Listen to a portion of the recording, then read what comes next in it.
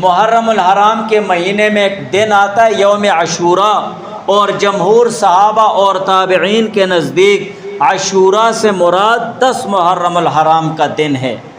اور لغت کے اعتبار سے بھی عاشوراء 10 کو کہتے ہیں۔ اور یوم عاشوراء کے دن روزہ رکھنا یہ احادیث سے ثابت ہے۔ حضرت ابن عباس رضی اللہ تعالیٰ عنہ سے روایت ہے کہ حضور علیہ السلام مدینہ منورہ تشریف لائے، فوجد الیہود صیاما یوم عاشوراء، تو یہودیوں کو دیکھا کہ انہوں نے 10 محرم الحرام کو روزہ رکھا ہوا ہے۔ فقال لهم رسول اللہ صلی اللہ علیہ وسلم، تو حضور علیہ السلام نے ان سے فرمایا، ما ھذا الیوم الذی تصومونہ، یہ کیسا دن ہے کہ تم لوگوں نے اس دن روزہ رکھا ہوا ہے؟ فقالوا ھذا یوم عظیم، انہوں نے فرمایا کہ یہ بہت عظیم الشان دن ہے، انجى اللہ فیہ موسیٰ وقومہ، کیا اللہ تعالیٰ نے موسیٰ علیہ السلام اور اس کی قوم کو نجات عطا فرمائی، وغرق فرعون وقومہ، اور فرعون اور اس کی قوم کو غرق کر دیا، فصامہ موسیٰ شکراً، تو موسیٰ علیہ السلام نے شکرانے کے طور پر روزہ رکھا، فنحن نصومہ، سو ہم بھی روزہ رکھتے ہیں اس دن۔ فقال، تو حضور پاک صلی اللہ علیہ وسلم نے فرمایا، فنحن احق و اولا بموسیٰ منکم،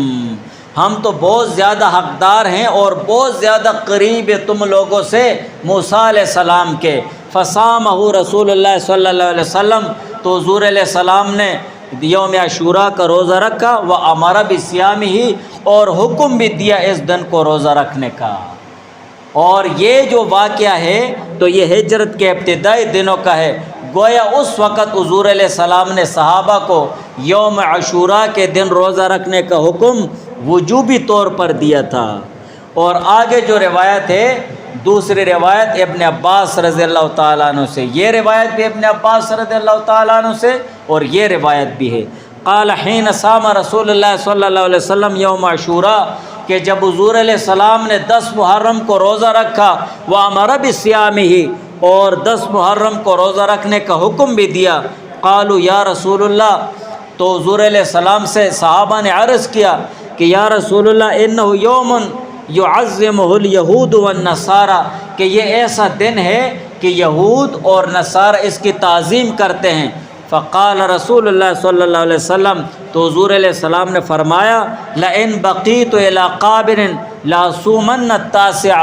اگر اگلے سال زندگی رہی تو ہم 9ویں کو روزہ رکھیں گے،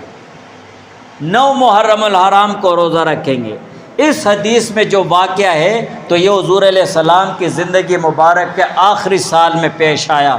اس موقع پر جو حکم دیا حضور علیہ السلام نے تو یہ استحباب کے طور پر ہے، اس لیے کہ رمضان کے روزے فرض ہو گئے تھے تو اس کی فرضیت اور وجوب منسوخ ہو گیا تھا۔ اور حضور علیہ السلام نے جو یہ فرمایا، لئن بقیت الی قابل لاصومن التاسع، اگر آئندہ سال دنیا میں رہا تو 9ویں تاریخ کو روزہ رکھوں گا۔ اس بارے میں علماء کی 2 آراء ہیں، 2 قول ہیں۔ ایک علماء نے یہ فرمایا کہ 10 محرم الحرام کے بجائے 9 محرم الحرام کو روزہ رکھیں گے۔ دوسرے علماء فرماتے کہ نہیں، حضور علیہ السلام کے اس ارشاد کا مطلب یہ ہے کہ 10 محرم الحرام کے ساتھ 9 محرم الحرام کو روزہ بھی رکھیں گے، تاکہ یہود اور نصارہ کے ساتھ مشابہت نہ آئے، مشابہت نہ آئے۔ اس مشابہت سے بچنے کے لیے 10 محرم الحرام کے ساتھ 9 محرم کا روزہ بھی رکھیں گے، اور اگر کسی نے 9 کا روزہ نہیں رکھا 10ویں کے ساتھ تو 10 محرم الحرام کے ساتھ 11 محرم الحرام کا روزہ پھر رکھ دے، تاکہ یہود اور نصارہ کے ساتھ مشابہت نہ آئے۔ اگرچہ بعض علماء فرماتے ہیں آج کل یہ مشابہت نہیں ہے، بہرحال پھر بھی علماء فرماتے ہیں کہ صرف 10 محرم الحرام کا روزہ کوئی رکھ دے تب بھی جائز ہے۔ جو فضیلت احادیث میں ذکر ہوئی ہے وہ تمام فضیلت اسے حاصل ہوں گی، صرف نامناسب ہو اس نے کر دیا۔ اور اگر 10 محرم الحرام کے ساتھ کوئی 9 محرم یا 10 کے ساتھ 11 محرم کا روزہ رکھتے پھر تو نور لنا نور ہے، پھر تو اعلیٰ درجے میں اس کو اجر ثواب ملے گا۔ لیکن صرف 10 محرم الحرام کا روزہ رکھنا بالکل جائز ہے۔ جو یہ کہتے ہیں کہ ایک روزہ اگر کوئی رکھے تو وہ بھٹکتا رہتا ہے، تو وہ کوئی جن تو نہیں ہے کہ بھٹکتا رہتا ہے روزہ ہے، یہ تو بس اللہ تعالیٰ کی عبادت ہے۔ جیسے آپ 2 رکعت کے بجائے 4 پڑھ سکتے ہیں اور 4 کے بجائے 6 پڑھ سکتے ہو، تو اسی طرح ایک روزہ بھی رکھ سکتے ہو، کوئی مسئلہ نہیں ہے، بالکل رکھنا جائز ہے۔ 10 محرم الحرام کا ایک روزہ بھی جائز ہے، اور 10 کے ساتھ 9 اور 10 کے ساتھ 11 تب بھی جائز ہے۔ اور اسی طرح حضرت ابو قتادہ رضی اللہ تعالیٰ عنہ سے روایت ہے، حضور علیہ السلام سے پوچھا گیا 10 محرم الحرام کے روزے کے متعلق، فقال یکفر السنۃ الماضی، تو حضور علیہ السلام نے فرمایا 10 محرم الحرام کا روزہ یہ گزشتہ گناہوں کو معاف فرما دیتا ہے۔ اور اس کے علاوہ 10 محرم الحرام یوم عاشوراء کو ایک اور عمل ہوتا ہے جو احادیث سے ثابت ہے کہ 10 محرم الحرام یوم عاشوراء کو اپنے اہل و عیال اور اپنے نوکر چاکر اور اپنے ماتح اور دستنگروں پر ان کے کھانے پینے میں، لباس اور پوشاک میں وسعت سے کام لے لو۔ جو شخص اپنے گھر بار اور اپنے اہل و عیال اور اپنے اوپر